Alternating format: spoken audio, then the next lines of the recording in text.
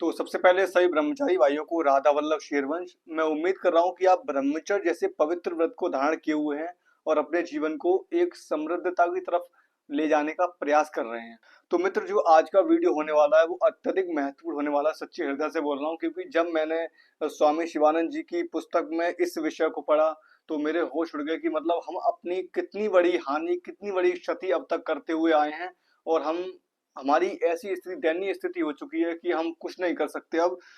इस विषय को शुरू करने से पहले आपको कमेंट बॉक्स में मुझसे वादा करना पड़ेगा कि आप इस वीडियो को देखने के बाद अपनी वीर शक्ति का नाश कभी नहीं करेंगे, चाहे आपके प्राण ही क्यों ना निकल जाएं।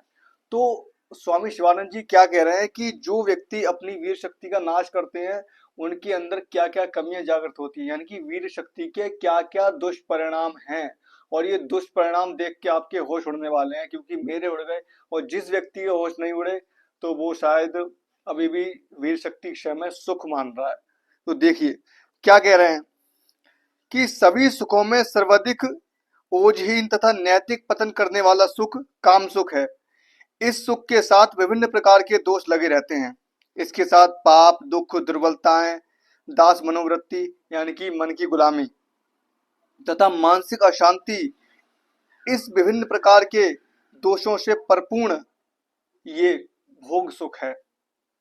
देख लीजिए कितना दोषों से परिपूर्ण भोग सुख है ये। और देखिए आगे क्या बोल रहे हैं कि पश्चिमी के प्रख्यात चिकित्सक कहते हैं कि वीर क्षय से, विशेषकर युवावस्था में वीर क्षय से विभिन्न प्रकार के रोग उत्पन्न होते हैं, जैसे शरीर का अत्यधिक दुर्बल होना, चेहरे पर मुहासे, नेत्र ज्योति क्षीण होना, धसे हुए नेत्र, रक्तहीनता के कारण पड़ा हुआ पीला चेहरा, स्मृति नाश, मूत्र के साथ वीर का स्खलन, अंडकोश की वृद्धि तथा पीड़ा, आलस्य, उदासी, हृदय कंपन, श्वास रोग, कटिवात यानी कटिया का रोग, जब अपने जोड़ों में दर्द होना, अत्यधिक चला नहीं जाता है फिर, और शिरोवेदना जैसे कई दोष उत्पन्न हो जाते हैं। इसमें स्वप्न दोष भी बताया कि स्वप्न दोष जैसे कई सारे दोष उत्पन्न वीर नाश से हो जाते हैं। तो देखिए कितने सारे रोग उत्पन्न वीर नाश से हो रहे हैं।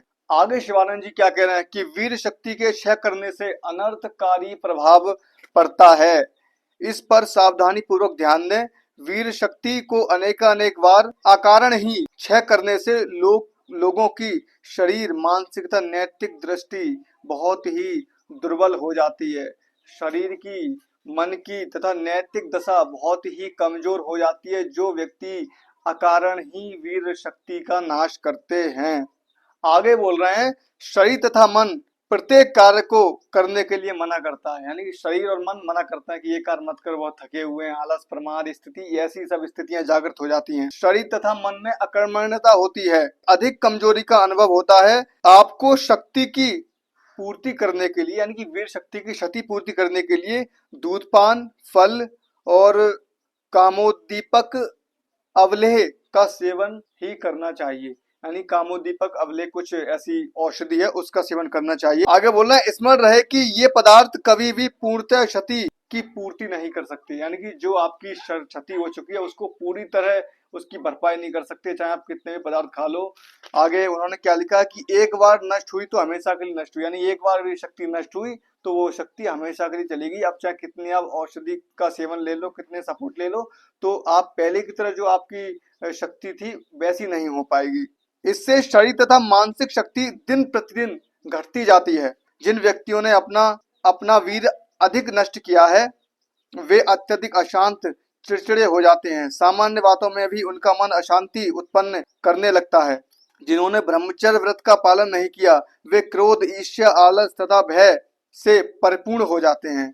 यदि आपने अपनी मन तथा इंद्रियों पर पूर्णतः संयम नहीं रखा तो आप ऐसे मूर्खतापूर्ण कार्य कर बैठेंगे जिससे आप दुख रूपी समुद्र में धंस जाएंगे, जहां से निकलना एक असंभव लगता है।